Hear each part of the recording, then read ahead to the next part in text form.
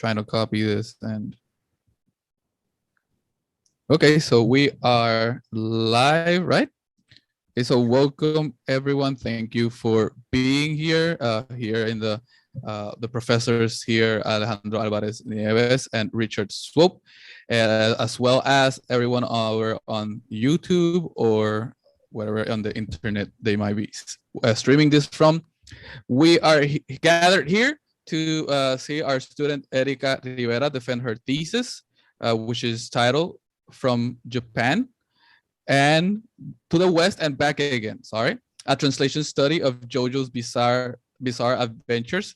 This is obviously based on the anime and manga JoJo's Bizarre Adventures that Ericka is going to be talking a bit about in a few moments, as well as her challenges and the idea behind how she covered this thesis. Ericka, if you would like to begin, right now we're going to begin with a presentation by the student, and then we're going to have the professors speak about their observations and comments for the thesis. So Ericka, whenever you are ready. Okay. You guys can see the PowerPoint, right? Yes, we can. Okay.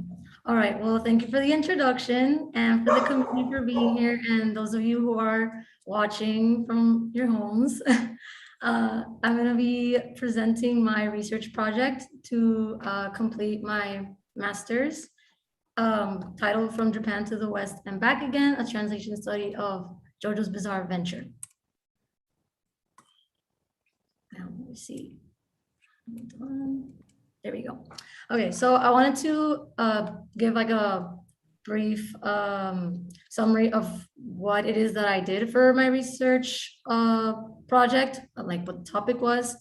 In this project, I explore semiotic tropes of Western hegemony, the importance of cultural symbols and the linguistic adaptation within the anime and manga series JoJo's Bizarre Adventure. For my research, I used the semiotic theories of Roland Barthes and Umberto Eco, and I used them to illustrate some of the problems a translator faces when adapting this type of work, such as changing names to avoid copyright infringement and how these changes affect their original meaning. I also examined how these mediums and the translation of these texts has evolved through time until now to prove their academic value. So a brief about the author of the text that I worked with. His name is Hirohiko Araki. He is a Japanese mangaka, a manga artist. He was born in Sendai, Japan, 1960. He's partially influenced by the work of French artist Paul Gauguin and Puerto Rican fashion illustrator Antonio Lopez. He grew up watching Western films and listening to Western music, which ended up being his inspiration for the series as a whole. He's the second mangaka to have had his work exhibited in the Louvre. He collaborated with brands such as Gucci, Vans, and Mercedes-Benz to promote the series, which is extremely rare for a manga series to achieve. And he's written a book about manga theory and is currently working on the 9th story of JoJo's, which is supposed to come out between this year and next year. So I also wanted to talk briefly about the text that I used for my research project. The series JoJo's Bizarre Adventure was originally serialized in the manga magazine Weekly Shonen Jump.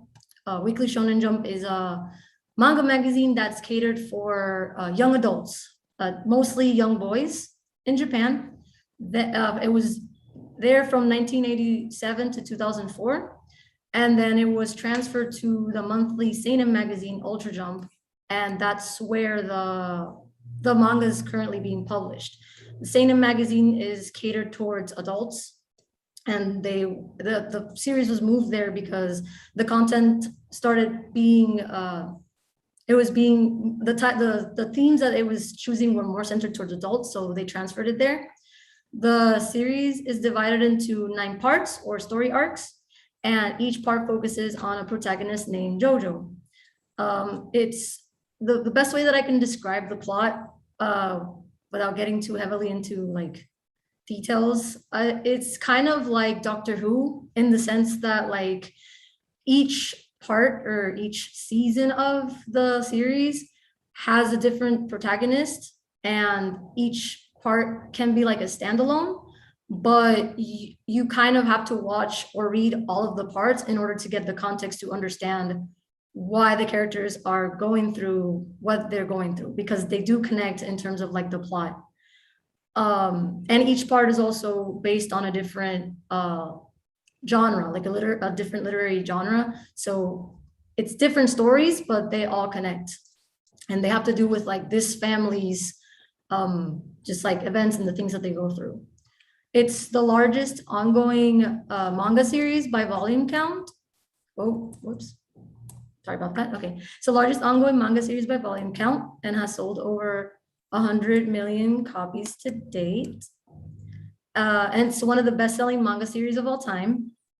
The anime adaptation by David Production, which started in 2012, is currently in its 5th season, which is on Netflix.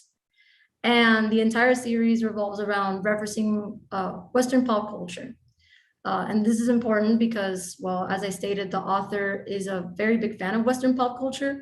And so all of the things that he likes and he grew up with are ingrained within the series. Therefore, a person who watches this, if they're not aware of like of those references, they're probably not gonna enjoy or understand the series, just because it's part of the plot and it's part of the characters and how they interact with each other. So why do a research paper? Traditionally in this program, people do translations for their final project. I decided to do a research paper because I wanted to combine what I had learned in my bachelor's degree, which is from English literature. I wanted to combine my skills as a writer and as an editor with the things that I had learned during my time in this program. I also wanted to, research and do something that I was passionate about. And I wanted to challenge myself with something that hasn't really been done before. Like in this program, this is the first time that somebody's doing a research paper. So I thought that it would be interesting to just do something different and see what I could discover with this topic, which I'm very passionate about and I like a lot. And this is also like this is a continuation. It's like an expansion of something that I had already started working on. I had taken a semiotics course my first year in the program. And one of our final project for that class was to do an intersemiotic analysis of a text. And so I had chosen this series to write my paper. So this was essentially like me expanding on the work that I had already started when I took that class. Some challenges that I faced while I was doing this were the accessibility, the language barrier, and limited sources. Accessibility and limited sources go kind of hand in hand in the sense that, well, because I'm working with anime and manga, which are still relatively niche and aren't really something that's being discussed in academia, it was very difficult for me to find academic sources or journals or information that was academic in terms of like my sources. So that's why a lot in my work you'll see that I reference a lot of internet forums like Reddit and video essays on YouTube, or like the series itself, like the anime, because that's what was accessible to me and that's what I was able to find in order to do my work. And then language barrier, well, I don't speak Japanese and I don't know about the language, therefore I couldn't translate the work itself into Spanish or English because I'm not familiarized with that. And that also limited me in terms of like using the manga itself as a source because of the pandemic. Well, I obviously couldn't, go to like a library and look for things like in person, or I couldn't like order like the source text itself because it would take a really long time to get to me. So I wanted to also kind of just like explain how I divided my work up. I did it in 3 parts. The first part, I focused on the historical background in Japan and my theoretical framework, which is where I talk about like semiotic theory and how culture as a language and how these tropes and the relationship between Japan and Western nations was essentially responsible for creating anime and manga as a medium, and then how this cultural exchange and these tropes are ingrained not only in the medium, but in JoJo's itself, since the plot and the characters are all based on Western pop culture. And then the second part is where I talk about the evolution of translation in anime and how anime used to be translated as opposed to what is currently being done with the medium, and how this is a result of globalization and like the change in technology. And then in part 3 is where I focus on JoJo itself, and I talk about the different techniques and the things I noticed during my research that were being used to translate this work. So for the purpose of my presentation, I'm going to be focusing on part 2 and part 3, since they have to do with the translation aspects. And I'm also going to be focusing on the anime itself, even though I do talk about the manga in my work. So anime translation during the 90s, and 80s, which is where anime started seeing a boom in like Western countries and started like going outside of Japan. The focus was a lot more on localization. Localization being the translation technique where essentially you take a text and anything culturally specific to the country where it was made. So in this case, it would be Japan. For legal reasons and financial reasons, everything that's culturally specific to Japan is translated to the target audience, which in this case would be the US if we're talking about the English translation, or Spain if we're talking about like the Spanish version, which is the one that I used for my research. So anything like religious or cultural for Japan would be catered for the target audience. And this was done this way, first of all, because back then we didn't have the technology or the resources to be able to know so much about Japanese culture. Therefore, it was like the other, and these industries that were collaborating with Japanese anime artists, they felt that in order for people to enjoy this type of content, it needed to be catered to what they understood, which was their culture. And for the most part, it did help, because that was how people were able to watch anime at the time. But this also caused problems, because back then, when you localized an anime, what ended up happening was that you would make so many changes in terms of like the translation, the content itself, not so much as like what they were saying, translating it from Japanese to English, for example. What ended up happening was that a lot of censorship would be done to the series itself, and that ended up affecting the plot or how the characters interacted. And people who would read the manga or had already had an idea of what the series was about when they had seen it before seeing it in English or Spanish, that alienated them, because they would see it and they would be like, oh, this is not how it's supposed to be. I don't understand the context for that. So in the image that I have here, I'm using an example of One Piece, which is an anime from the 90s, a manga series and anime from the 90s. And that series is about pirates. And what ended up happening was that when they localized it, they would censor like the firearms or like cigarettes or anything that wasn't like suitable for a child audience, because it was cartoons. They saw it as cartoons, therefore they couldn't have anything related to violence or anything like that.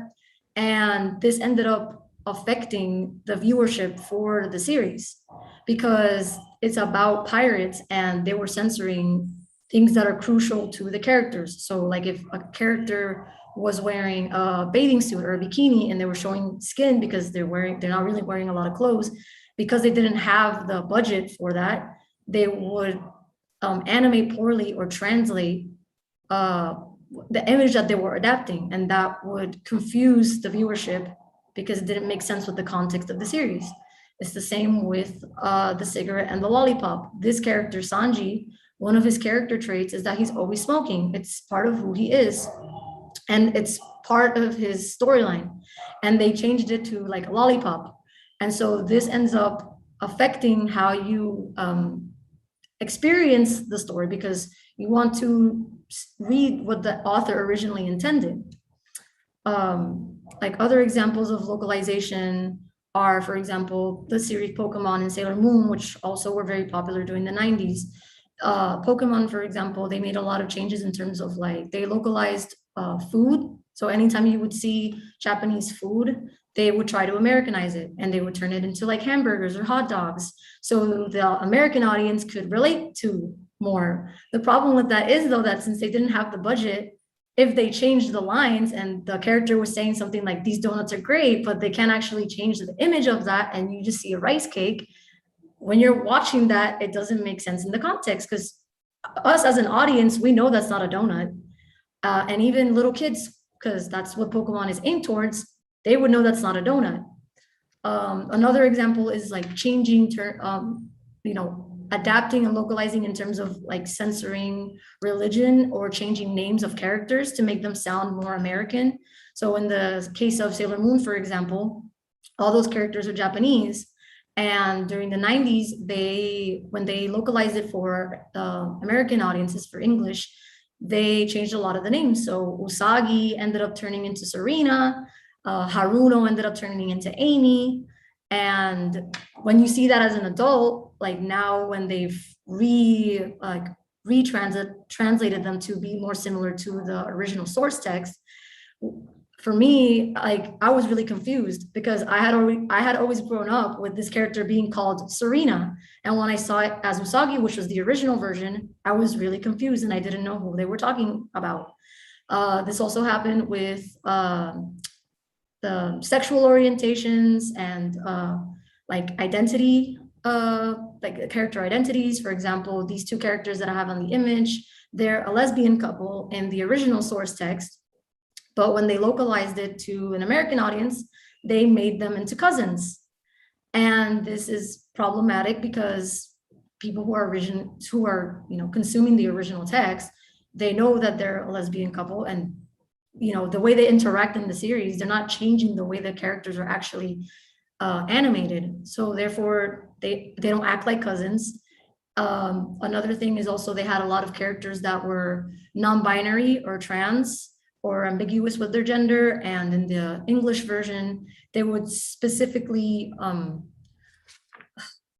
make them into a gender depending on physically what they look like. So if a character looked more masculine, they would say that they were a masculine character. Or if they looked more feminine, they would say that they were a female character.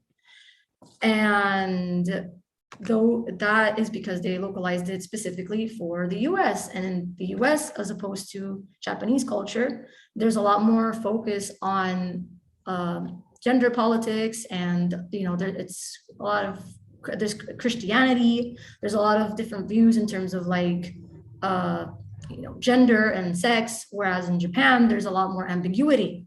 Even in their language, they don't really focus on that so much. It's not really like the main focus of the story or the characters. They just tell the story. It doesn't really matter if a character is of a sexual orientation or not. And the same with religion, like Buddhism, it's a lot more ambiguous. So for them, it's like normal. For American audiences, they might not understand that. When they adapted it, for example, Sailor Moon in a Latin American audience, when they adapted it from Mexico, they actually kept it as similar to the original Japanese as possible. So the characters remained with their sexual orientations, and they were their identity remained the same. They were simply, instead of just speaking Japanese, they were speaking in Spanish. So those are differences that have to do with like the culture. And that's why it's important to know your target audience, because not all countries have the same views in terms of like how they feel in terms of like individualism versus collectivism. Western nations tend to be more individualistic, whereas Japan is more collectivist. Again, sexual genders, politics, religion, they're not the same. So that's something that you have to keep in mind when you're translating. So in terms of JoJo, the reason that you don't really have to do that right now, and why I argue that JoJo's is not really a localization, it's more of a linguistic adaptation, because what you're doing is you're translating the Japanese into a language that we, the viewer in the West, understand. In my case, English and Spanish.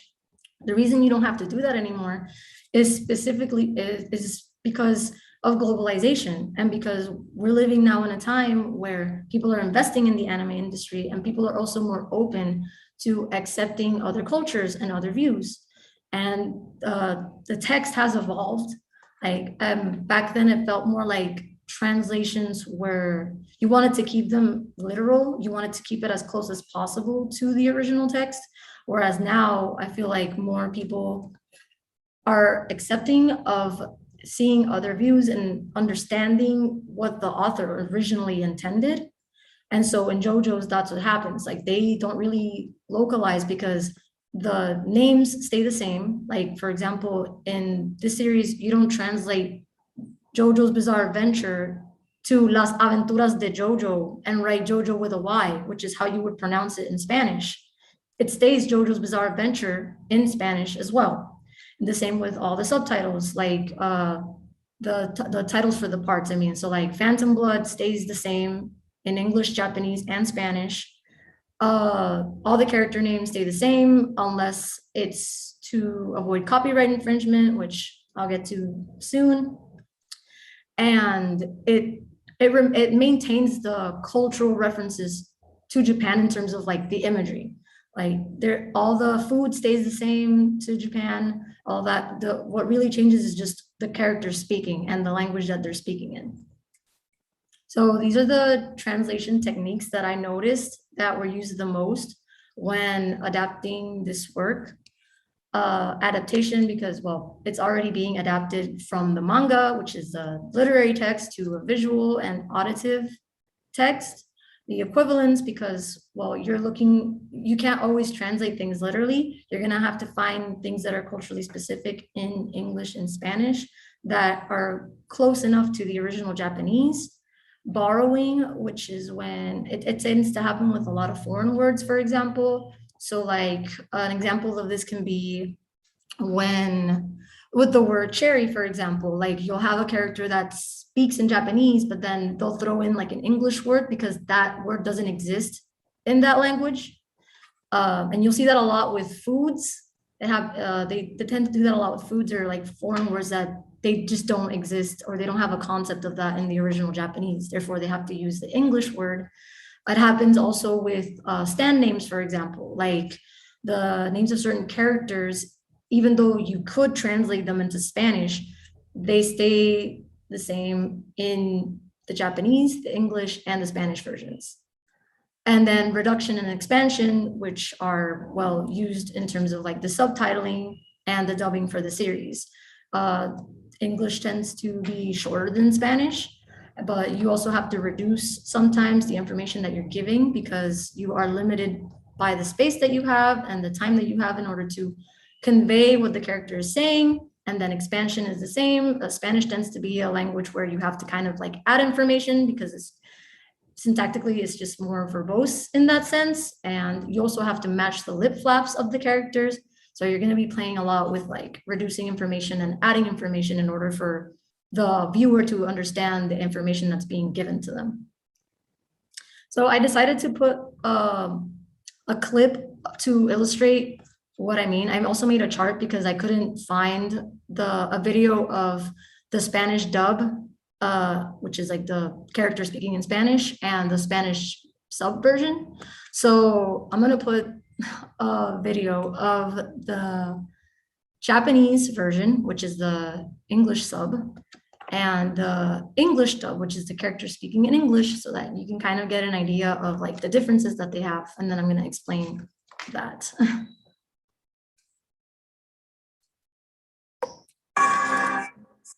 Head a little bit.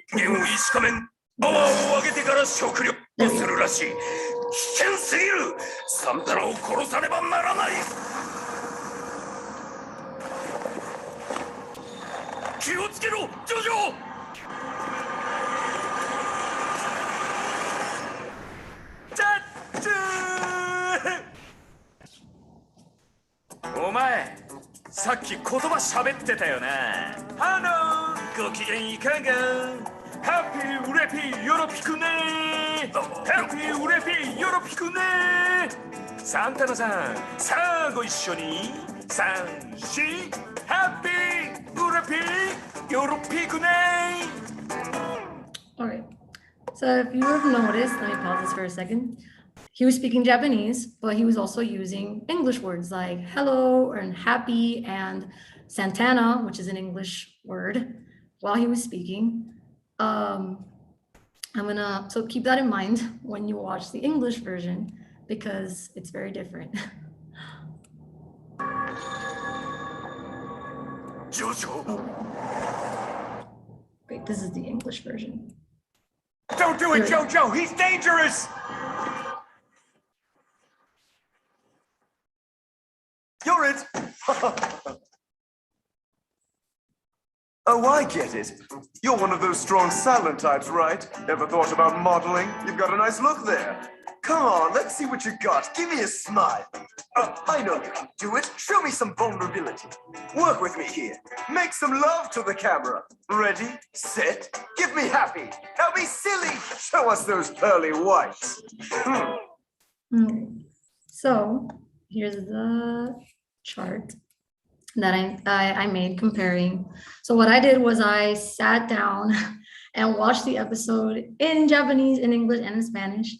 The Spanish dub was made in Spain, and then the Spanish sub, I was watching it from Netflix, so their subtitles were a lot more general in terms of Spanish. So I believe that they were trying to make it more towards Latin America, because it was a lot more general in terms of like the terms that they used, or the jargon that they used in certain aspects.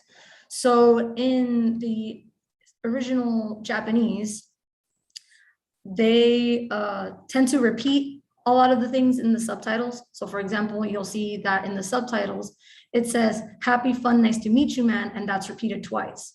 Now, obviously in Japanese, that's probably not what he's actually saying. But since you have to condense and look for a way that you can kind of convey the same meaning in English, they chose to repeat the same thing to kind of just convey that he's being charismatic and silly and just taunting the person that he's fighting against. Whereas in the English dub, they added a lot more information, where he's just like, oh, I get it, you're one of those strong and silent types. Ever thought about modeling? Give me what you got, a smile, like he smile at the birdie. That seems a lot more American in the approach, and this works because Joseph is supposed to be an American character, even though he is speaking Japanese and in Japan. And so they added information so that it could match the lip flaps, but it works because of the type of character that he is, which is very silly and very charismatic, and he likes to make fun of the people that he's fighting against because he's just clever. He likes to outwit them. Whereas in the Spanish dub, you'll note I noticed that because it was made in Spain, a lot of the ways that they refer to other people, for example, they use words like tío, and there's a part where he's like, happy yupi que mega chupi. There they made up a word so that they can follow the rhyme and the sing-songy voice that he does to taunt him, which I thought was very clever. He says un buen tío, dice que narices, where for me, I didn't know what that meant when I was watching it. So for me, it was really useful to watch it with the subtitles in like a more general Spanish, because a lot of people think that just because you know Spanish, you can translate, but they don't keep in mind sometimes that Latin American Spanish is not the same as European Spanish. So there's a lot of differences there too. For example, like here, they opted for qué alegría, qué divertido, mucho gusto desconocido, which is also really good because they managed to maintain that sing-songy like rhyme that he does, but they actually had to come up with like a rhyme for that. And then un tío was changed to un buen tipo, which we tend to use a lot more. And the same with like que narices, instead of saying que narices, he says que fue esa sensación. There's also differences in terms of like cursing, like using profanity. You won't see that at all in the Japanese version, and you will rarely, if ever, see it in the English version. Whereas in the Spanish dub, they're a lot more like aggressive and like in your face about how they express. So those stuff like joder and cabrón and that sort of thing, which you never see in the English and Japanese versions. And those are some of the difference that you can see like while watching the series. Like the use of cuss words and foul language, jargon, play on words. There's a lot more play on words in English. There's a lot of puns and the cultural equivalents. For example, like there's another episode, which is one I reference in my paper, where there's a character that he doesn't like turtles. And he's commenting about how they disgust him. He's scared of them. He doesn't want to interact with them. And in the English version, somebody throws the turtle on him. And his initial reaction is just like, oh, ew, like I had to touch that turtle because of you. Whereas in the Spanish dub, for me, it was completely different. Because when I was watching it, instead of him saying como que, I had to touch la tortuga, como que tuve que tocar esa tortuga por culpa tuya, he says, tuve que tocar el bicho ese. So I was watching that and I was just like, what did he say? And I had to just like rewind that, and I was like, because I knew that in a Latin American context, bicho is used for like small insects or, small animals. And so for me, that was really confusing because I was like, I know that it means insect or small animal in other contexts, but he's a turtle, like that's a turtle. I don't understand why he would be using this word. And so I had to research to find if I could find another reason as to why they would have chosen to use that word specifically instead of just saying tortuga. And then I later discovered that in Spain, some people use that word to refer to something that is disgusting or unappealing. And so I was like, oh, okay, that makes sense, because he's talking about something that's something that he hates, something that he doesn't want to be associated with. Therefore, they're emphasizing the fact that he finds turtles disgusting, because if they would have just said tortuga, it wouldn't have had the impact that it had the same way.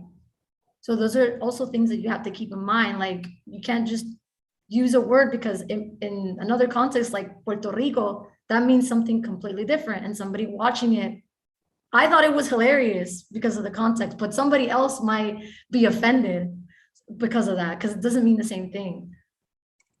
So another aspect of anime and manga that's very different in terms of like translating is onomatopoeia. So like symbols that represent special effects and sound effects. It's particular to this series, but some other anime tend to do that, where they'll take the symbols that are representative of special effects or sound effects, and they'll keep them in the series. So for graphic novels, because we're reading this, it's necessary to put these sort of symbols. So when we're reading it, we get a better idea of what is going on, because we can only read what is happening. We're not actually experiencing certain things because, well, it's limited. We're reading it. We can't hear what's going on, and there's some things that you can't really describe in a visual sense. So they add these to, to make it easier on the viewer to understand what's going on.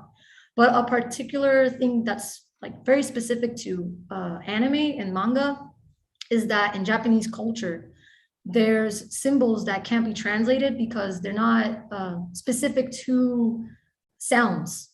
They create these characters, like these symbols, to set the tone or describe feelings which is not something that is normal in American graphic novels or Western graphic novels. So for example, something like a glare, there's a symbol for glaring or for looking at somebody intensely. And that's not something that you can translate with words, because how do you translate somebody looking at you and glaring in a certain way?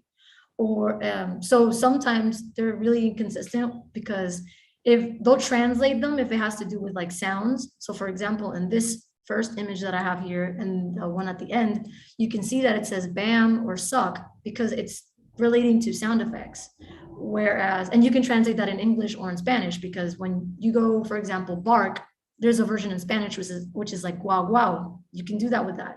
But these symbols, like the second image, the third image, and the image below that in the middle, they're not being used for sound effects. They're used for the tone. So in this one, they're conveying that this is very intense. This is like, there's a lot of tension. These characters are villains and they're going to fight with the good guys. Same with the bottom picture. It's like a very intense, very hateful glare. And then in the one on the right, the one above the right, those symbols, or the katakana, they have a specific name, which is like the menacing katakana. And the reason that they're called menacing katakana is because whenever they show up on the screen during the anime or the manga, it lets the reader know that whatever is happening is dangerous or morbid or suspicious. And again, that's not really something that you can translate. You could write menacing, but it doesn't convey the same sense of feeling. Same thing with the rai, for example, like a rai, like rai isn't the actual word, like rai is a sound. It's like a really high-pitched scream that this character does. And that's not really something that you can translate. It's just something that you can say. You can attempt to like scream in a way that sounds like that, but it's a word that Araki made up specifically to describe like an outwardly being or a being who doesn't see themselves as human. So if you try to translate that as literal rai, that's not going to make any sense. Same thing with like catchphrases, for example, like you have, like I had written in my paper, I talk about like the ora, ora, ora, and the muda, muda, muda. Ora, ora, ora is very specific to Japanese culture. And it loosely translates to like, come on. It's like used like in a fight. So somebody's egging somebody on. You use that to kind of just like bring it on. So in theory, you can translate it. But in JoJo, you don't do that because it's like a battle cry. And you turning it into a longer phrase, like, come on, come on, come on, and repeating that doesn't have the same effect or feeling, kind of loses the whole comedic aspect of it. And it's just, it takes longer for the voice actor to just say, come on, come on, come on, instead of just saying, ora, ora, ora, ora, which is part of the character. It's also very specific to like culture, like in street gangs and stuff in Japan. So that also has symbolism in it. The muda, muda, muda means useless. That's also part of the character. You can translate it to inútil or to useless, but again, it's like very inconsistent because it's not always going to have the same effects. Because if you're using it in a battle cry, it's a lot more strain for a voice actor or for somebody in the subtitles to write useless, useless, useless, or inútil, inútil, inútil a lot of times, rather than just write muda, which is just a word, and repeat it. So those are also some things that, you know, that I noticed that were like different in terms of like Japanese, English, and Spanish. And then this is the last thing that I'm going to be talking about, which is the Stenz, which I think is the most crucial part of this series because it's what makes it recognizable and unique to that. So I'm going to explain what Stenz are. Stenz are a manifestation of a person's willpower. So like you can see in the image, they're literally spirit projections that stand behind you. And these spirit projections or these stands are different depending on the person because they're unique to the person. So they have different abilities. They all look differently. Some of them are really good for fighting. Some of them have fire abilities. Some of them have really, really bizarre abilities that you wouldn't even think can be used as an ability, but yeah. And they're all named after musical groups, songs, albums that are from the West that Araki listened to and he liked when he was growing up, and he liked, he enjoys listening to.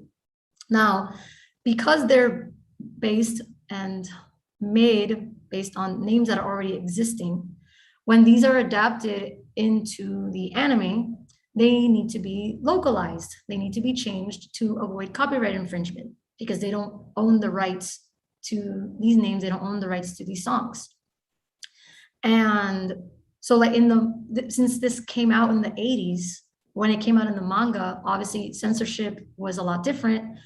There was no globalization, so you couldn't really say like, hey, you're committing plagiarism, you can't write that, you can't publish it.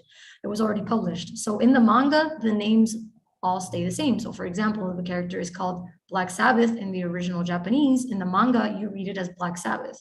But when you adapt that into the anime, they need to change the name in the subtitles so that when you're reading it, you don't go, oh, like that's the name of a band or something. They'll still say the name how it's supposed to originally be in the Japanese version, but when they speak in English and Spanish, the subtitles will change the name, but the dubs will remain the same. So they'll say Black Sabbath, but you won't be reading the name Black Sabbath when you see the series. So what I did was that I examined several localized names, and I determined whether I thought, based on the context of the series and what I knew as a translator and what I knew about the series, whether they were good localizations that still maintained a semblance to the ability or to the reference itself, or whether they were like poorly translated in the sense that they completely got rid of the reference, or they completely got rid of like the ability and who the character is. Because again, everything about the character is made with the reference in mind.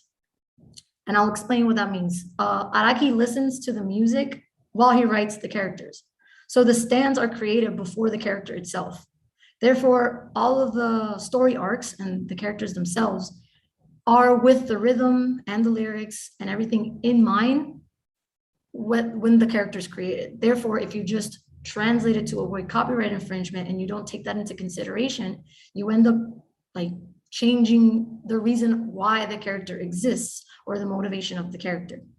So the first one that I chose to discuss is Killer Queen and their stand user Akira. And I think that this was a good localized version because the localized version of that name was Deadly Queen. So the reason that this works is because they opted for a synonym that kind of maintains the idea that this character is dangerous, a threat. You know, killer, deadly is not exactly the same, but it's similar. Killer Queen comes from the song by the band Queen. And then the character itself physically, like the person who uses the stand, Kira, was based off of David Bowie's Thin White Duke persona. And this is ingrained in the characters, not just physically, but I'll explain. So this character, the ability that they have is bomb transmutation. So anything that they touch turns into a bomb. And this is divided into two different abilities. One is called Sheer Heart Attack, which is the album in which Killer Queen, the single, came out, and Bites the Dust, which is a reference to another one, Bites the Dust, which is another Queen song. And then Bites the Dust, which is how the Japanese voice actor would try to pronounce Bites the Dust. When you translate the kanji for that, it means to lose and die, which is very representative of the character because the character Kira is a serial killer.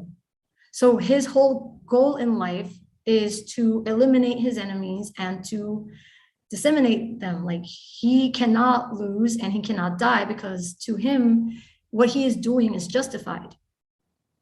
And so when they changed it to Deadly Queen, even though it takes away the reference to Killer Queen itself, it still maintains that idea of, oh, this is a really bad person. He's very dangerous. You don't want to mess with him because he's bad. The same thing with Bites the Dust. And they just took the S out. So instead of it being Bites the Dust, they just kept Bite the Dust. And this is very important because the Bites the Dust arc in the manga follows beat by beat the song Another One Bites the Dust. That song is about types of violence, specifically like domestic violence. And in that arc in the story, Kira, he infiltrates this family. And so there's violence that ensues because of his actions as a killer. And all of these people, as the name suggests, bite the dust whenever he attacks them. So if you were to change the name drastically, you're going to lose how the arc and the story and the plot are supposed to move. Another thing is that Killer Queen's design, which is the stand here in the corner, it was based on Freddie Mercury. They pose similarly, they dress similarly.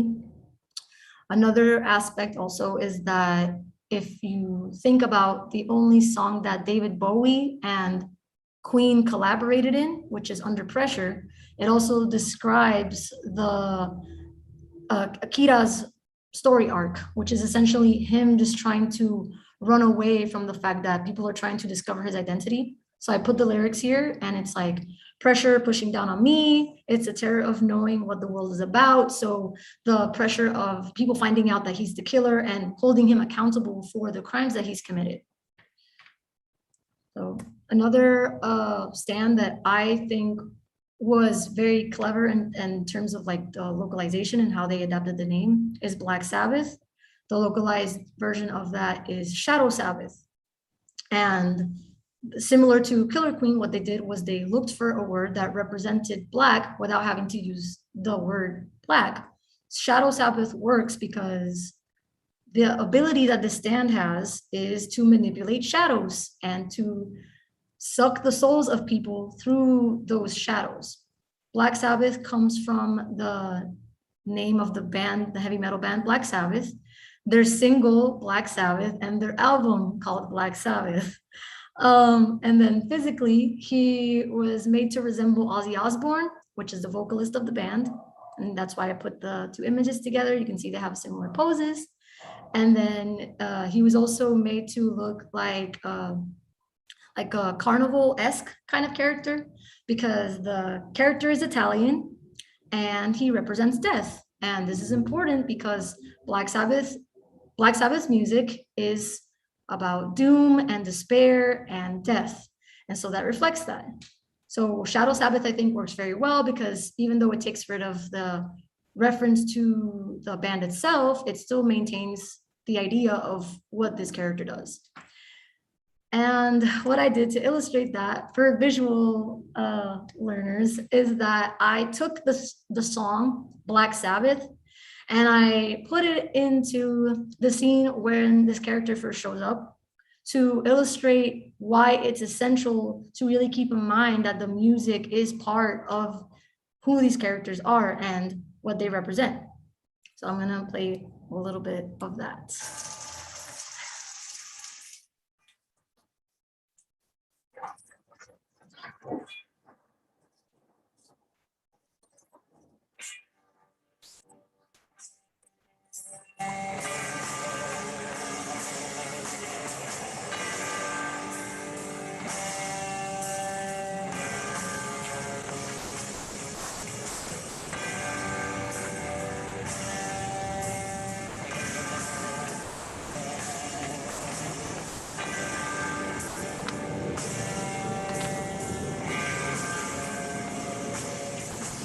Okay, so listen to the lyrics now so you can see how it relates to the character itself.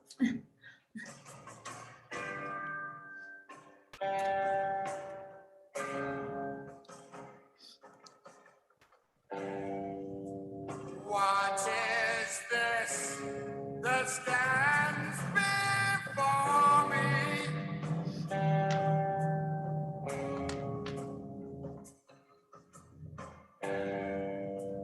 Figure in black, which points at me.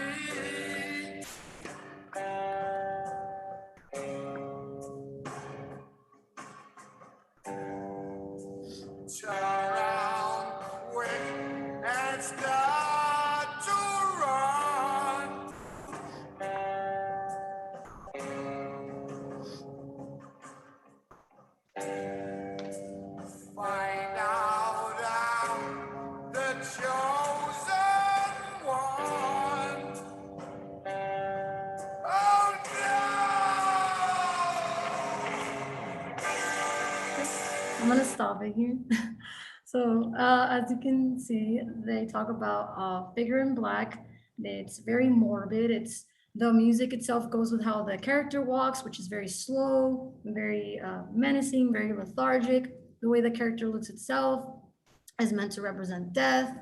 The part where he says, poison me, it's when he's attacking him with the arrow, and yeah, like putting pressure on him. There's a lot of tension there. Even with the colors of the anime, you can see it's very dark, and there's very cold colors that are very representative of death and all those aspects.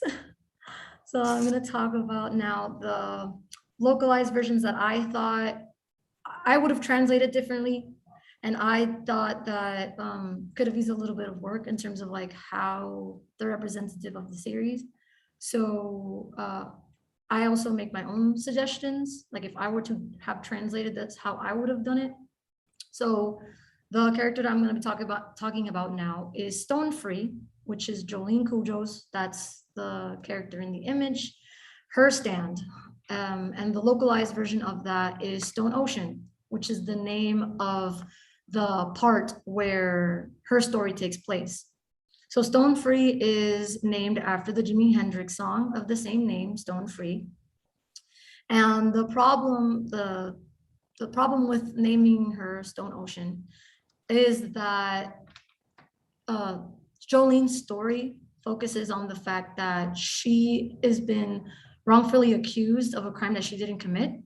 And so the whole part takes place in a prison that's in the middle of the ocean. So think of it as like the prison in California, the one that's like on an island. It's like that, it's completely separated from everything else. It's literally a stone ocean. And so the reason that she acquires her stand is because she is determined to break free from where she's been in prison, where she's been wrongfully accused. Another reason why I think it's problematic to name her Stone Ocean, you know, for the reasons as she's literally in a stone ocean. So it would be very counterproductive to name her after the thing that she's trying to break free from, is because Jolene is a feminist character. She represents individualism. She represents freedom of expression. She was specifically made to be an inspiration to women. She is a very strong character. She, you know, acts like a stereotypical guy would act. When she was first created, which was like in 2002, she caused a lot of controversy because there had never been a female lead. First of all, there had never been a lead in a shonen work. And if it would have been a woman, stereotypically, they would have been aimed to shoujo manga, which is aimed for girls. So it's very feminine. And the females tend to embody the stereotypes that are, you know, Japanese women are supposed to be submissive and quiet. And Jolene was the complete opposite of that.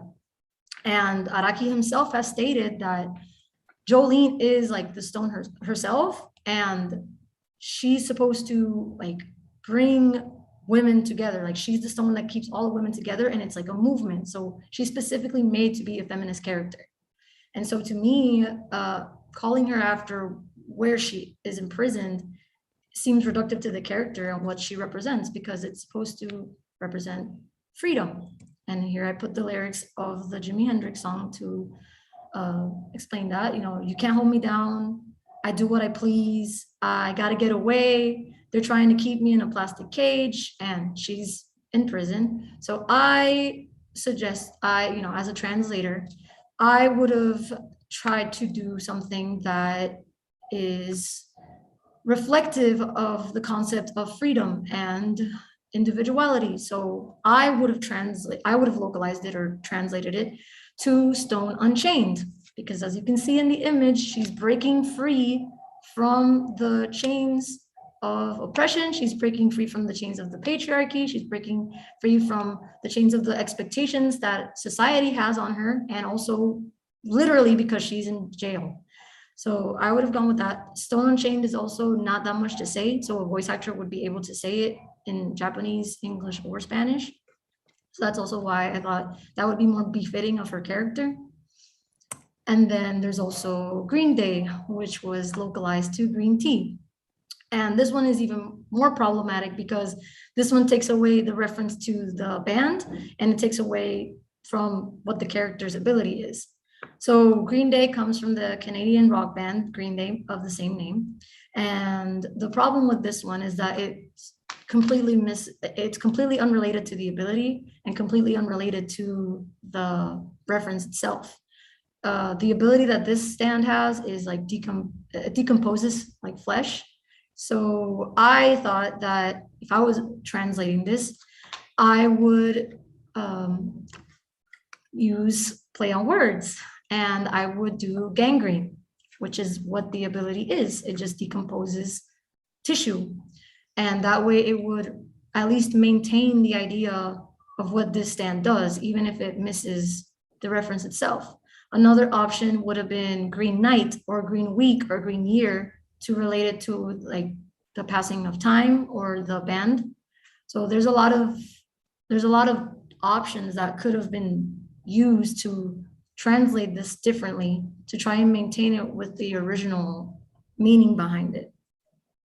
And there's a lot more examples that I can't talk about unfortunately here, but yeah. So my concluding remarks, I want to reiterate the importance of cultural knowledge, especially for an industry that continues to grow and continues to be accepted in society. I think that a lot of the times people just see these as cartoons, and that's why they don't think that anime and manga have academic value. And I think that they should be discussed precisely because they're so impactful to people and because they mean different things to different people and help them as individuals. And that's what translators are supposed to do. We're supposed to be able to help people understand each other and be accepting of one another.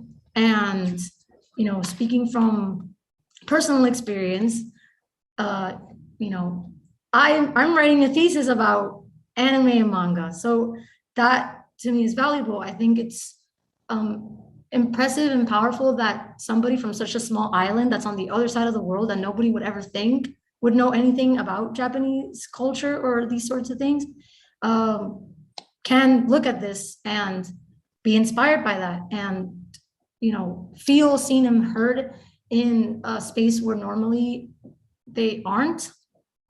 I have like examples here where you see that it's important to continue to translate these works and continue to talk about them because they're so impactful. Like, I don't think that people in the Olympics, for example, were just referencing anime simply because they took place in Japan. I think it's because they genuinely felt, you know, empowered and they were celebrating these series. So I put these here.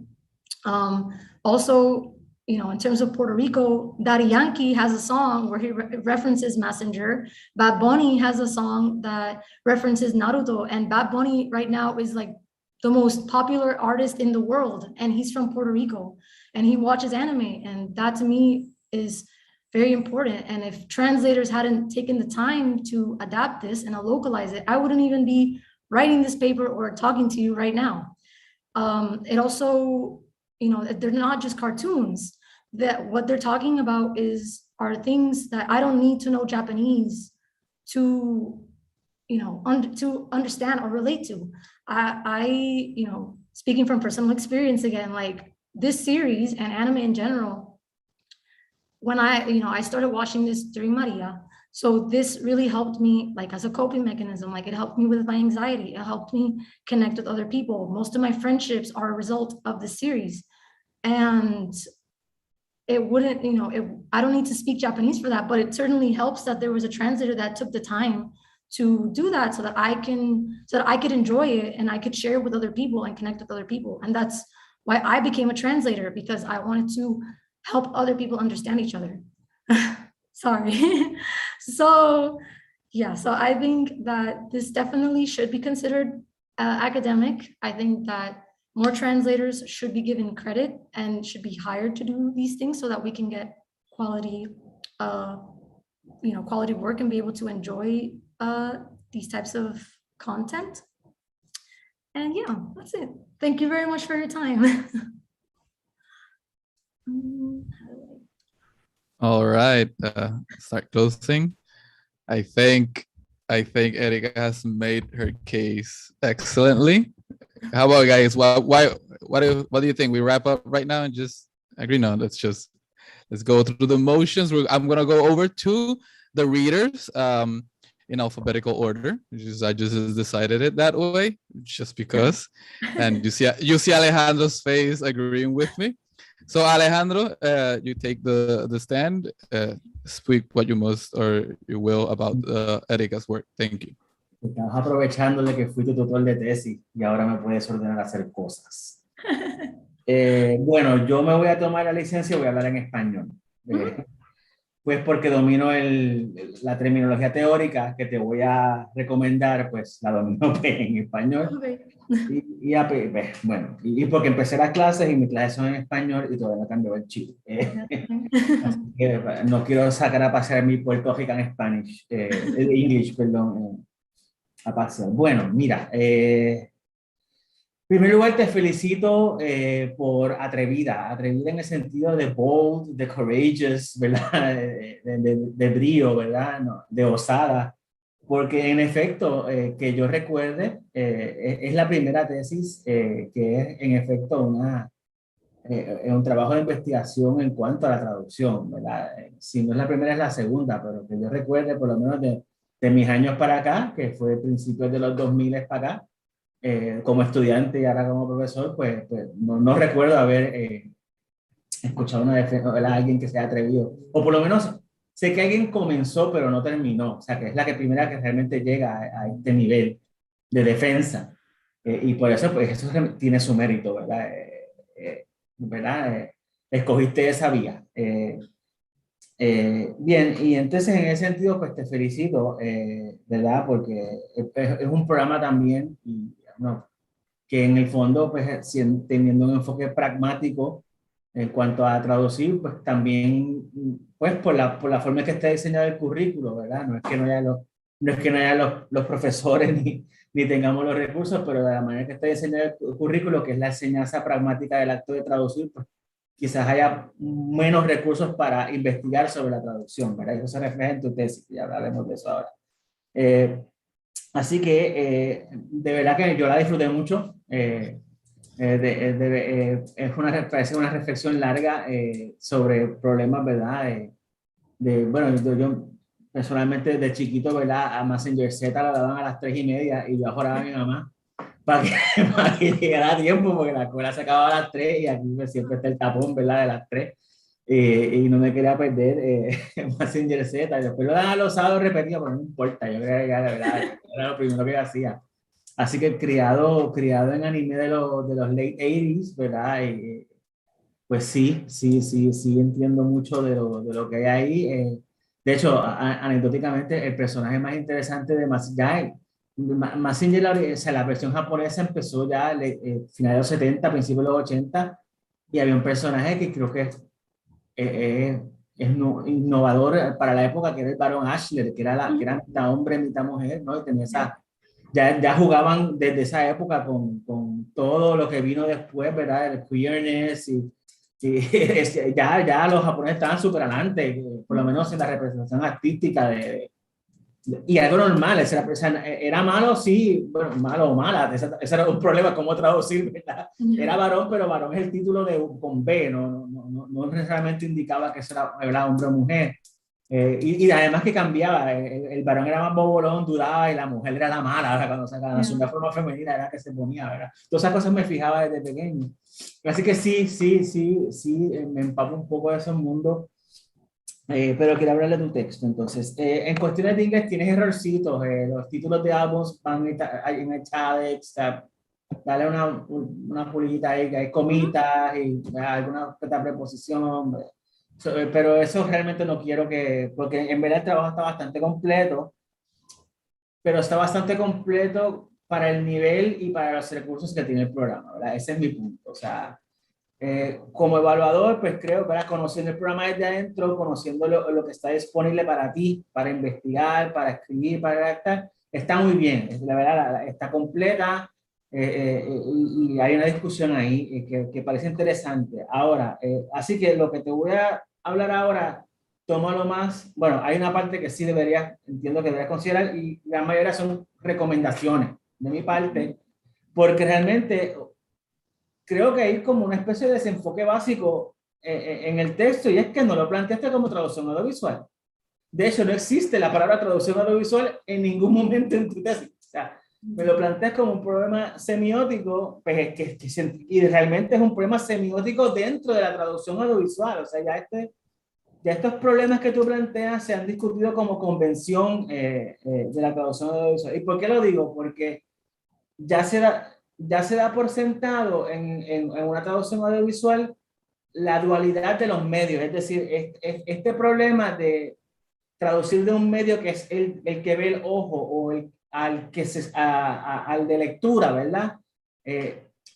Pues ese es precisamente el problema. Y de hecho, la convención de la traducción audiovisual es que prima la imagen. Por eso es que muchas de las decisiones que se toman, y tú misma te diste cuenta en tus propias reflexiones, es que la convención aquí es que la imagen prima sobre cualquier decisión que uno pueda tomar como traductor o traductora, y por eso es que algunas decisiones son bien acertadas y otras no, otras, ¿verdad?, requieren de mucha, ¿verdad? Y tú muy bien lo escudriñas, pero si quizás hubieses partido de la traducción audiovisual, eso se hubiese entendido un poco mejor, ¿verdad? Y de ahí, pues mira, el básico es Jorge Díaz Cintas, el español. Jorge Díaz Cintas, lo puedes buscar, él escribe su nombre con guión porque está en Estados Unidos y para que lo busquen, ¿verdad? Es como que el papá, el primero que escribió sobre esto y sobre todo el concepto de lo que en inglés se conoce como constraint translation, ¿verdad? Traducción restringida, que es que precisamente si tú partes de ahí, a eso le da pues estás mucho más cómoda, porque entonces no tendrías que explicar todas estas inquietudes que ves, ¿verdad? Y sería más específico y iría más desde el principio. Así que Jorge Díaz Cintas es el padre de la traducción audiovisual en sentido teórico, ¿no? El macaracachimba, como se dice. Y de ahí puedes empezar por él y en su bibliografía vas a encontrar a medio mundo. O sea, te digo el nombre que tienes que buscar porque él realmente trabaja más subtitulación y doblaje, pero como él es tan genérico que todo el mundo lo cita a él y por ahí se van por las ramas. También he encontrado, si búscate en Google Scholar, traducción manga, y van a aparecer algunos papers, incluso de traducción al español. Y te lo estoy diciendo no por fastidiarte, sino porque yo creo que esto puede ser un trabajo que puede expandirse. O sea, yo no sé qué tú quieres hacer con tu vida. ¿Verdad? Pues tú puedes parar aquí y dedicarte a traducir, pero yo te exhorto a que esto con un mejor marco teórico, con un mejor enfoque, puede ser una tesis doctoral bien bonita, pero tienes que meterle, o sea, ojo, o sea, te la doy, pero you have to do your job, ¿ok? Yeah. Así que, pero es una muy buena idea que me gustaría verla como una investigación mucho más extensa, mucho más abarcadora. Y por eso le estoy dando todo esto. Y porque ya vi por ejemplo, a un muchacho que se llama Salomón Doncel Moriano Urbano, que está en Kioto y está haciendo papers de traducción de manga al español, por ejemplo. Que quizás él puedas encontrar ahí enfoques o problemas o terminologías teóricas que te ayuden porque un poco le falta a tu tesis terminología teórica, le falta un poquito. O sea, todas estas preocupaciones tienen nombre. Por ejemplo, ¿verdad? Y ahí voy, ¿no? Para ayudarte, primero, extraño, ¿verdad? Hablando de semióticos, no me mencionaste a Baudrillard y el simulacro, o sea, que está claro ahí, o sea, ¿qué más simulacro que el manga? O sea, ¿no? Las teorías de Baudrillard sobre cómo vivimos en la sociedad, en un mundo que todo realmente no es real, todo se simula, y esa simulación tiene, ¿verdad? La tomamos como algo real, pues, ¿qué más hibridez cultural a partir del simulacro que el manga, ¿verdad? Pues puede ser un autor que te puede ayudar mucho a irte por ahí, ¿verdad? Y a darle nombre a lo que estás trabajando. Hay otro autor, ya en cuestión de traductólogos, hay un irlandés que se llama Michael Cronin con un libro muy bonito que se llama Translation and Identity, que que plantea un concepto llamado microcosmopolitanismo, que es, como ya vivimos en un mundo tan globalizado, las personas que viven y el manga es un hijo de la ciudad, es un hijo de la ciudad globalizada, ¿verdad? Que es Tokio. Precisamente se van colando intersticios culturales que se van mezclando. Entonces, los traductores nos convertimos en estos mediadores culturales que mezclan, que van malavariando, como tú misma lo dices, no texto en sí, sino cultura en sí. ¿Okay? Y ya eso lo plantea Michael Cronin, y digo, ese es el leader, hay un corillo detrás de Michael Cronin, te dando los nombres clave para que los busquen. Puede que encuentren incluso estas versiones del libro por ahí, ¿verdad? Que ya estén en otros formatos, ¿no? Voy a dejarlo ahí, porque estoy ya metiéndome en aguas profundas. Pero sí, el libro, porque el libro ya es un clásico, es lo que te quiero decir. O sea, y tienes que hablar del giro cultural de la traducción, o sea, toda esta preocupación tuya de que cuando tú trabajas un manga, no trabajas solo texto, trabajas una cultura entera, y no solamente una cultura, un intersticio, un collage, una imbricación compleja de elementos culturales que reúne el pop, ¿verdad? Y además, pop que cada cultura lo interpreta de forma distinta, ¿verdad? Es como una especie de retroécano de espejo. Eso es lo que plantea un poco el giro cultural de la traducción, que es la corriente dominante, todavía debe ser la corriente dominante de la traducción, ¿no? De cómo yo no traduzco meramente palabras, meramente textos, tengo que tener un montón de consideraciones, y más si estás dando un giro semiótico a tu tesis, o sea, mucho más. Así que ahí los autores, pues claro, el clásico es André Lefebvre y Susan Basnet, o sea, esos son los abuelos de esto, y hay un libro editado por el español Emilio Ortega Arjonilla, que se llama así mismo, El giro cultural de la traducción, que ya aparecen Susan y André Lefebvre ya en español ahí, pues el primer ensayo, tiene que serlo, ¿no? Y que te pueden ayudar.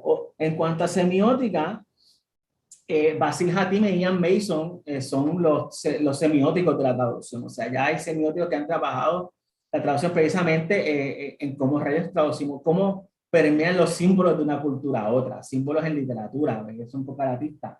Y por ejemplo, Discourse and the Translator se llama el libro, y es un clásico también. Por ejemplo, ellos tienen un ensayo muy bonito de la traducción italiana de L'Étranger de Camus, ¿verdad? Del extranjero, de cómo el personaje árabe en L'Étranger, la versión de francés, ¿verdad? Camus era argelino francés. Es bien benévola, ¿verdad? Porque pues, argelino al fin, ¿verdad? Había una simpatía con la parte árabe de este personaje. Sin embargo, en Italia, el árabe, como ven en italiano un árabe, pues lo ve mal, lo ve machista, lo ve. Y sin embargo, ellos defienden que es que gustó mucho la traducción del extranjero al italiano, precisamente porque supieron adaptar la simbología, los gestos, ese fumar, ese mirar, lo exageró quien lo tradujo, y eso irónicamente, ¿verdad? Que es como una especie de no-no en la traducción. Y sin embargo, en la cultura, por eso es que la cultura italiana sí le tuvo mucha buena recepción. Y ese tipo analógicamente pasa mucho en tus explicaciones, ¿verdad? En cómo algunos stands funcionan excelentemente y cómo otros no, precisamente por la falta de atención a elementos culturales y sobre todo el giro cultural tiene que ver con la cultura receptora. Ya no importa lo que diga, lo que escriba quien ¿verdad? Ya están beyond the death of the author, ¿no? O sea, ya no importa quién diga el manga en sí, sino cómo lo percibe, el rol de nosotros como mediadores culturales. Yo también lo planteo el giro cultural, la figura del traductor como mediador cultural es quien modula, decide, ¿verdad? Como experto en la cultura receptora, modula eso, y a veces lo hacen muy bien, como dice, y a veces no lo hacen muy bien. Y de hecho hay aspectos también de estudio de la política que está envuelta en esto, porque ahora mismo mencionaste Netflix, mencionaste estas compañías, y sabes lo que se pasó, el revolú que se pasó con Squid Game, ¿no? Que no solamente es una cuestión de que hace falta formar a traductores como expertos, ¿verdad? Mediadores culturales, sino que también eso no es la práctica, ¿verdad? En el capitalismo keynesiano tardío, se está contratando prácticamente a cualquiera que diga que es traductor, o sea, te dan un examencito y para afuera, y sabemos, ¿verdad? Y agradecemos precisamente a los traductores del coreano, a los profesionales de la traducción del coreano que se quejaron, dijeron, mira, no, estas traducciones no sirven, ¿no? Fue el gremio de profesionales de la traducción quien se quejó. Entonces, todo eso está ahí, ¿verdad? Y son dimensiones que le podrían añadir a este, para darle una buena puntilla, ¿verdad? Para robustecerlo. Sí, mira, usaste la terminología que está bien de binar y Darbernet para escribir tu técnicas de traducción, ¿verdad? Expansión, adaptación. Vuelvo y te recalco, trata de usarla, sientas tiene otras terminologías para esto. Ya el subtítulo de por sí supone una reducción de hasta un tercio. Eso es convención, o sea, eso no puede plantearse como un fenómeno, es que eso ya es así, o sea, y eso, imagínate, tienes que reducir, o sea, y vas al español, que tiende a ser tiende a ser más extenso que el inglés y otras lenguas. Pues es una restricción horrible, porque no solamente tienes que reducir ese 20% que ya se te va a acumular porque el español es 20% más extenso que otras lenguas, sino que tienes que añadirle un tercio más, ¿no? Porque hay una convención que solamente caben una cantidad de caracteres por la cantidad de tiempo en el subtítulo. Entonces, eso también, ¿verdad? Quizás con una lectura de traducción audiovisual se resuelve, se explica mejor. Y en ese sentido también deberías dejarme claro qué en traducción audiovisual estás trabajando, porque me estás hablando de cómic, y me estás hablando de subtítulos, y me estás hablando de doblaje, y las trabajas bien, no tengo problema con los asuntos que me traes, ¿verdad? De cada cual. Es que como que me brinca, o sea, siento como que un Rubik's Cube a veces, como que estructurarme mejor el texto en el sentido de que okay, ahora voy a trabajar el doblaje, ahora voy a trabajar el subtitulado, y ahora voy a trabajar el cómic, porque el cómic es otra modalidad de traducción audiovisual. A veces me siento como un poco perdido en ese sentido. Y yo entiendo un poco de qué va el texto, pero quizás a otros lectores tengas que explicarle un resumen de qué va JoJo, porque no está en todas, es decir, no explicas de qué va la tesis, lo explicaste ahora en la disertación, pero en tu tesis no explicaste de qué va. Resúmemelos, aunque sean, pues, si el season 1 va de esto, el season 2 va de esto, el season 3, y todo esto de los stands, ponme al principio, te lo recomiendo, porque sí, lo entendí, claro, porque tengo pues, suficiente, me metí en la cultura mando lo suficiente para entender estas complejidades de los personajes, pero quizás otros lectores no tan geeks como yo, pues o sea, y además que es una convención de cada tesis, o sea, tienes que ponerme cuáles son los pormenores, un resumen, un gist, ¿verdad? De qué es lo que estás trabajando, ¿verdad? Eso es parte del protocolo de la tesis. Así que te recomiendo que lo hagas. Estoy viendo cositas que pongo aquí, y que observo, giro cultural, ya lo puse.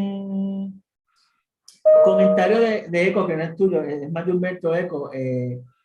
Cuando habla de Superman, sale en una película, pero yo lo he discutido con mis amigos. Yo creo que Eco falla a interpretar a Superman. Para mí, la tragedia de Superman es que Superman es el verdadero y que Clark Kent es el disfraz. O sea, todos los superhéroes son un personaje común y corriente que les ocurre algo que los convierte en un superhéroe, los dota a veces, en la mayoría eventos trágicos como una picadura de una araña o un accidente que le cae algo encima, ¿verdad? En el caso de Superman es al revés, él es un extraterrestre que ya tiene esos poderes y que venir a la Tierra les prende, ¿verdad? Le multiplica ese sol, ¿verdad? Rojo del sistema solar, le multiplica los poderes, pero él es Superman, él es Clark Kent es el disfraz, Clark Kent es el traje que él se pone encima para disimular. Entonces, eso es bien interesantísimo, porque es la tragedia de Superman, que él está condenado a no ser quien es para poder sobrevivir en nuestro mundo. Y esa es la gran tragedia de Superman, ¿verdad? Y yo lo converto de país le fue. Kind of missed it all together, ¿no? O sea, bueno, tenía que decirlo. ¿Y qué más? Ok.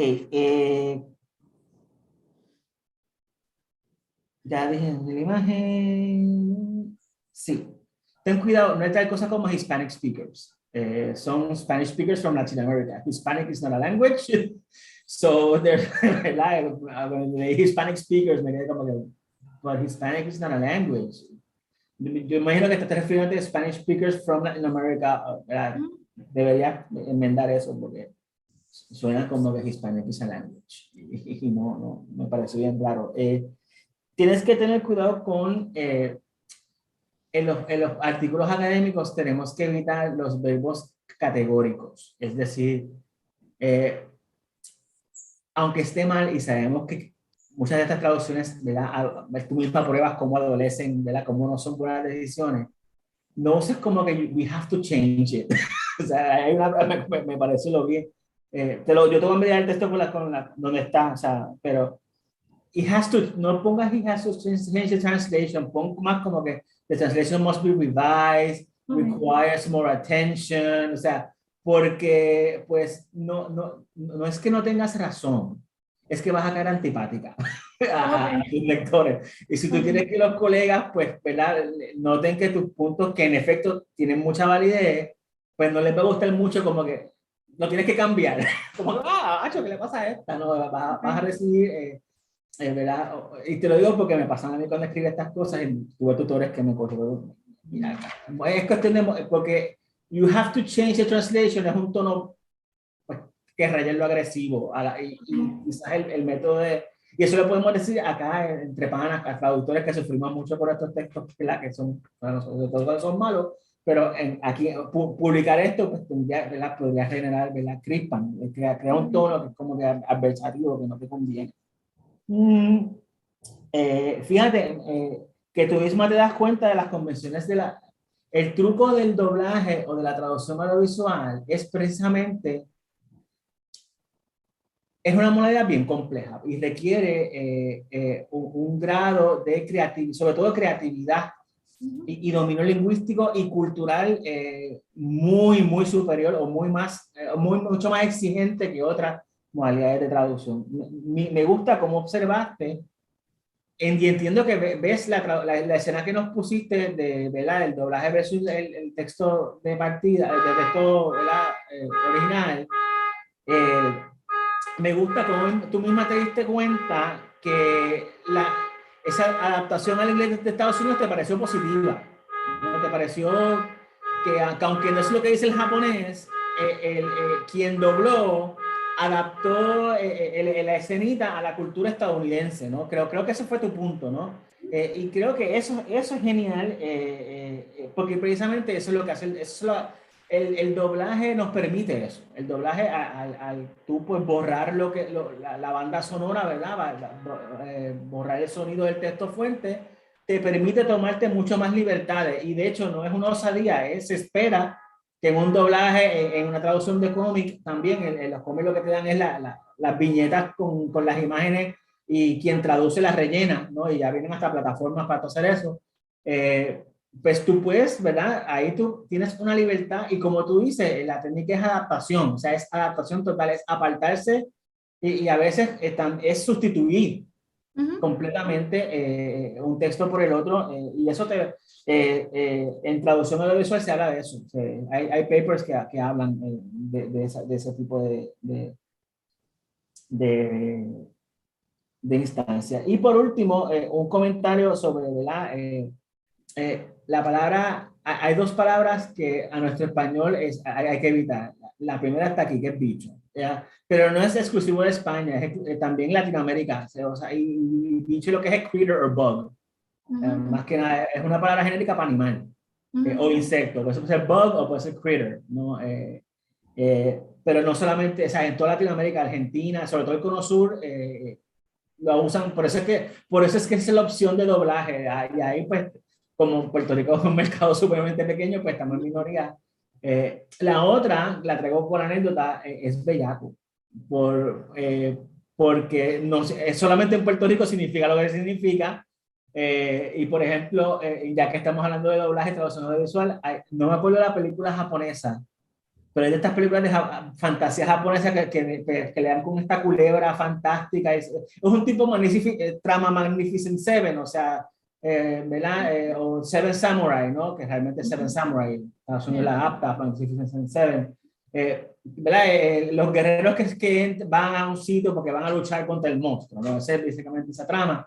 Es china, no es japonesa, es china. Y claro, el subtitulado es La serpiente bellaca, o sea, y tú te quedas como que, a mí me daña toda la película, porque estás leyendo eso y realmente pues es la serpiente malvada, la serpiente, ¿verdad? Pues malvada, es malvada, fuerte, qué sé yo, pero pues escogieron ese, pues porque eso es lo que significa y es el más, de hecho, hay incluso como traductora, hay bases de datos que hacen traductores visuales para buscar la palabra más genérica. O sea, en vez de carro o coche, pues usar auto, por ejemplo, ¿no? Y hay estudios lingüísticos, bases de datos, de estudios de corpus, para que uno pueda escoger como traductor audiovisual, pues cuál es la que pega más. Yo estoy seguro que estas decisiones, que a nuestro español pues, nos causan, ¿verdad?, vergüenza, incluso pues, nos pueden resultar hasta vulgar, pues la traducción se rige por el mercado, o sea, estos doblajes se pagan y por lo menos y los doblajes son bien caros. O sea, los doblajes son caros porque se usan pues actores de Hollywood, o sea, en el mismo, es como, ¿verdad?, como se hacen las películas animadas en Estados Unidos, se contratan superestrellas de Hollywood, pues se contratan actores para doblar, ¿no? Y pues los actores de doblaje cobran pues, por la liga de los actores de la pantalla también. Y entonces, pues no, yo no voy a cambiarte la palabra porque 2 millones de personas se van a reír o se van a ofender, mientras yo tengo, ¿verdad?, 500, 100, 200 millones que pues la van a entender, pues, esas decisiones pues pasan, pero lo que te sugiero es que otra posibilidad de tu tesis es plantear a Puerto Rico como espacio de periférico y qué hacemos los espacios de traducción periféricos, ¿verdad?, para lidiar con estos problemas que son sociopolíticos y que influyen en las traducciones, ¿verdad? Y eso, he visto papers de Europa, por ejemplo, de los países como Croacia, de los Balcanes, por ejemplo, los países bálticos, que se quejan mucho de cómo las traducciones van a un lenguaje neutral que para ellos les suena raro, o cómo traducen mal términos de sus culturas, o incluso no escriben ni siquiera bien sus nombres, ni los pronuncian bien, ¿verdad? Y los mismos países, he visto la Susan Sarcevic, por ejemplo, la traductóloga jurídica serbia, se queja mucho de eso, y quizás puedes tomar analógicamente esa línea como, ¿verdad? Pues ya que esta entrevista es el traductología desde Puerto Rico y estás aquí, ¿verdad?, tratando de probarte, ¿verdad?, en una defensa de tesis, podrías plantear precisamente el problema de nuestro español, nuestras variantes, y qué podríamos hacer, qué podríamos, ¿verdad?, que si nos quedamos de brazos cruzados o expandimos, ¿verdad?, en nuestra tolerancia, y cómo eso podría influir, ¿verdad?, en posibles traducciones, ¿verdad? Son preguntas que te dejo al aire para un texto más extenso. Y yo pues voy a parar aquí porque he parado bastante, pero básicamente sí, para resumir, me gustaría que enmarcaras un poco, es añadir, ni siquiera tienes que quitarle, darle un marquito más dentro de la traducción audiovisual, ¿verdad? Porque somos un programa de traducción y realmente la traducción ya como translation study, ¿verdad?, los estudios de traducción incluyen tanto traducción audiovisual como semiótica y traducción, o sea que realmente no es que cambies el enfoque ni alteres tu texto, es simplemente que lo englobe, ¿verdad?, dentro de lo que es y, ¿verdad?, que me des al principio, ya por convención y no porque no lo sabes hacer, sino que me describas tu texto de tesis, porque no lo describiste. Entonces, sí lo describiste con tus explicaciones en cada apartado, pero por convención de tesis de maestría, parte de tu introducción decía, voy a trabajar este texto y los datos que diste en la disertación, este es el autor, ¿cómo está la fotito del autor? Está chula, si quieres, o sea, porque eso es convención, o sea, es protocolo, hay que hacerlo, o sea, ¿ok? Y te felicito, de verdad, disfruté mucho el texto y dejo ver al colega para ver si hay más discusión y podemos... Okay. Thank you, Alejandro. Alejandro, I had a question. The word something that you mentioned about the word like bicho, bellaco, cachondo also falls into that. I've seen cachondo in Cachondo es España. Cachondo es bellaco en España, sí. He visto cachondo en títulos de película, pero obviamente cachondo aquí es otra cosa que también No. sería una de esas palabras que... No creo que es ofensiva. Cachondo es como aquí, es como que relaja mucho. Eso es en España. Aquí también tiene que ver lo mismo que bellaco. Mucha gente lo usa como lo de Bueno, esa palabra. Lo que pasa es que es un cachón de una, que es lo que tú dices, fiestero, alegre. Sí. Yo creo que es la frase ponerse cachondo. Que ahí ok. Sí, porque he visto varias películas españolas como que, esto está raro, pero es verdad, es verdad. O me pone cachondo, o sea, ya me pone. Ya, eso ya sugiere. Okay. Gracias. Thank you, Alejandro. We're going to Richard. Richard, whenever you have the floor. Yeah. All right. Thank you. Like my colleagues, I want to congratulate you, Ericka. That was excellent presentation. I really enjoyed that. And I know this isn't an easy thing when you're the, kind of the guinea pig. You're the first one to do a thesis like this. So I'm sure that presented certain challenges, and I think you did really well with that. And I think it's great that you were able to write about something you're clearly really interested in, but also that presents real questions and problems for translators that you can, address and make this obviously pertinent for people who may not be, the anime geeks, but still understand what you're talking about. So I think that's really good. I always have a general question when I do these theses that I think, because for me, as a student, my own experience was that part of the process is that you're kind of learning as you go. And when you get to the end, I think it's always good to ask yourself, okay, how would I have done this differently knowing what I know now? So I'm going to ask you that question. Is there anything that you say now, oh, this is what I learned in the process. This is what I do differently. How would you answer that question? Well, obviously I would have liked to know Japanese, because I feel like that would have changed my perspective in terms of like why I think something is translated or adapted a certain way, because I feel like the fact that I don't know Japanese limits me in terms of like a little bit of the context. So I would have definitely, of course, wanted to do that. And I think in terms of like, I was talking to one of my colleagues about this, particularly with my analysis of Jolene's Stenz, Stone Ocean. She mentioned that she disagreed with me because to her, there's nothing more liberating than the ocean. There's nothing more feminist than the ocean. So she was like, I disagree. And I actually think that it's good because she's supposed to be a feminist icon. And so she said that, and I was like, damn, like, I wish I would have, I didn't think about that when I was writing that. So if I would have known that while I was doing it, I probably wouldn't have included her in my list of like translations that I think weren't as good, because that really changed my perspective. I probably would have focused on another character maybe. But I mostly just like learned a lot about like localization and what different aspects of localization that I didn't really consider, because to me, what the little I knew about localization was that it's when you are changing culture and things to sell this product to somebody else.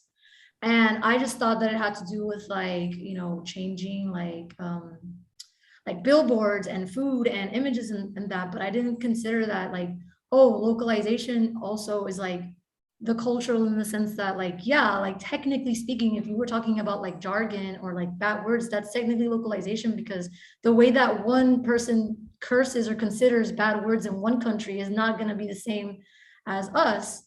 And so I thought about that too, and I was like, I guess it has like elements of localization, but I still wouldn't consider it like a full-on localization. So I would have just changed like a couple of things, but again, it has to do with what Professor Álvarez mentioned, where I was so limited, and this is the first time that I'm doing it, that my lack of experience really didn't allow me to see that until I was done with it and go, oh, okay, like I can definitely look into this and expand that. And actually, like, he asked me, and this has to do with your question, like, I don't know if I'm gonna do a PhD, but I would definitely love to continue to expand this once I do have more experience in the field and once I do actually know Japanese, because I feel like that's gonna help even more significantly with my work. So yeah, I hope that answers the question. Yeah, definitely. No, I mean, I think it's just good to reflect on these things, and obviously you pick up things that, you know, like in those cases, things you might not anticipate till you hear from somebody else, and then you have to kind of rethink this. It doesn't necessarily mean that your take is wrong, but something, yeah, to definitely consider. You know, I don't have a whole lot, but and I've given you this in writing. I still think in terms of the thesis, it would help. And you did this in the presentation, just you know, a short kind of introduction, a little more introduction just to the series and to the author, you know, just briefly, just to, you know, give a little more content or kind of orient the reader is really the way I would say that in terms of looking at this. Because I felt like, you know, I was putting this together, you know, but sometimes later, you know, I think once you get to the text, everything is you know, well done, but just a little bit more upfront. And maybe, I think something that doesn't necessarily have to be done in the writing, or I mean, in the actual thesis, but if you're thinking about the future of these things that you want to maybe develop it in other ways, is that thread between myth, you know, myth and Superman and back to, you know, JoJo specifically, right? I mean, I think it's there, it's like it's set up, but maybe there's more execution, right, that can happen in terms of your ability to put all of those things together, right? And it's, again, it's a little bit tricky. I know you had responded to me that you were kind of feeling your way through this and how to set up the different parts, the history, the semiotics, right? This kind of critical framework, and then what you do with it in terms of the practicality of translating. So, you know, those were the main things that I think, you know, for me, those are my only real suggestions. I do think it's, you know, in your presentation, I did pick up a couple things, and I don't know if it was my reading of the thesis or not, but I did more so latch onto this idea of the author picking up on, you know, influences from the West and how that works back and forth.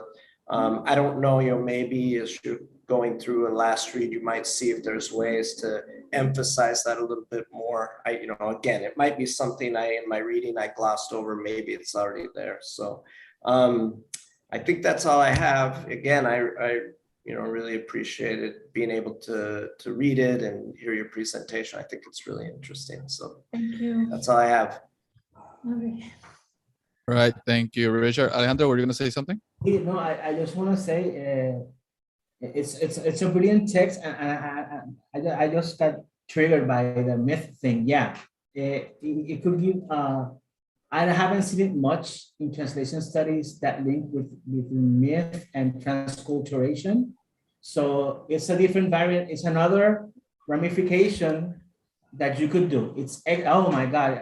Como que, boom. No. Can I say Yeah. something? Because Gabriel knows about this, but like, yeah. I legitimately could have, you mentioned this to me, Richard, that you felt like it was two different papers.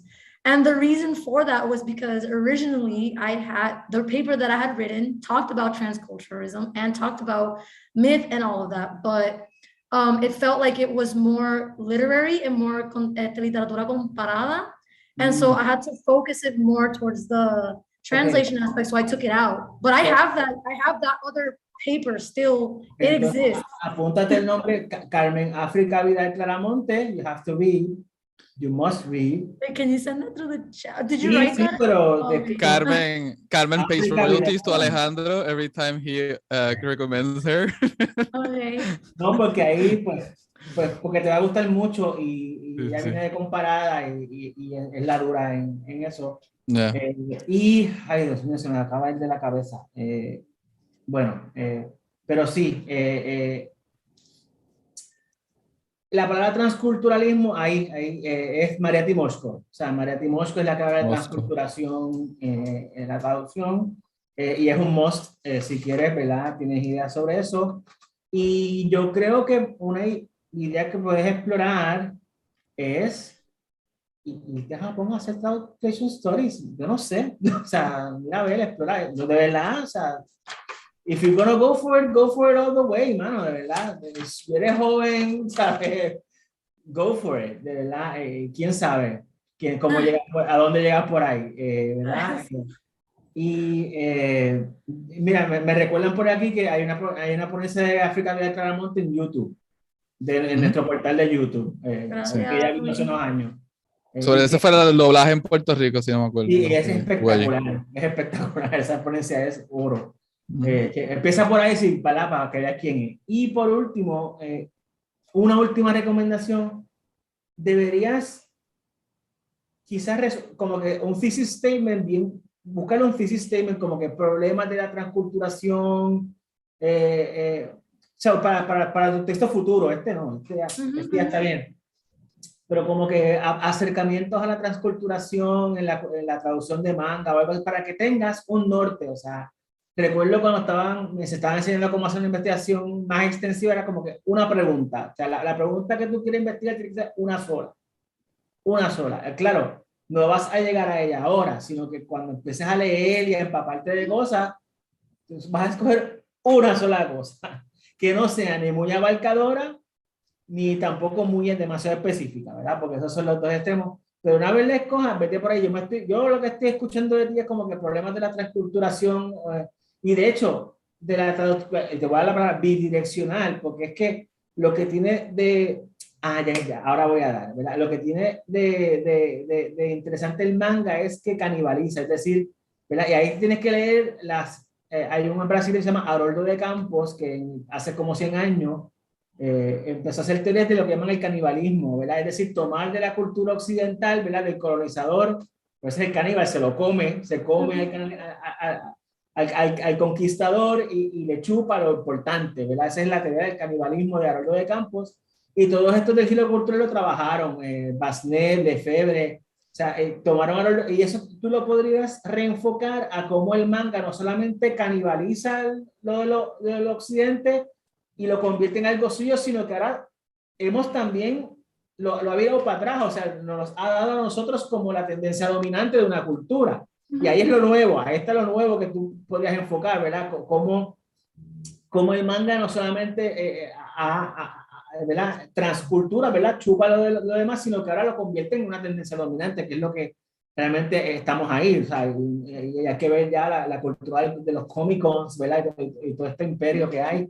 Y de hecho, que ha cambiado también, y cómo ha cambiado la forma de leer, cómo la forma de valoramos y hacemos cultura, y cómo retrabajamos el mito. O sea, yo creo que la literatura como tal, escrita, ha abandonado o ha dejado al lado un poco ese aspecto, y ha sido los textos audiovisuales lo que lo han, ¿verdad?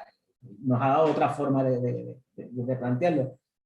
Y yo creo que ya no me molesta más la cabeza, así que pero es lo que... Don't worry. Y después se me olvida. Es que literally the points Richard and Alejandro have just spoken about, we did speak about this. We did have a lot of transculturation. We did have, if you read manga from 50s, 60s, and 70s, it's very nationalistic because Japan was a very closed off country. But once they opened up, they started opening up to the West, and they started borrowing a lot from the West. And we see now how they are using things from the West, elements from the West, in this manga, in other manga like My Hero Academia and so on.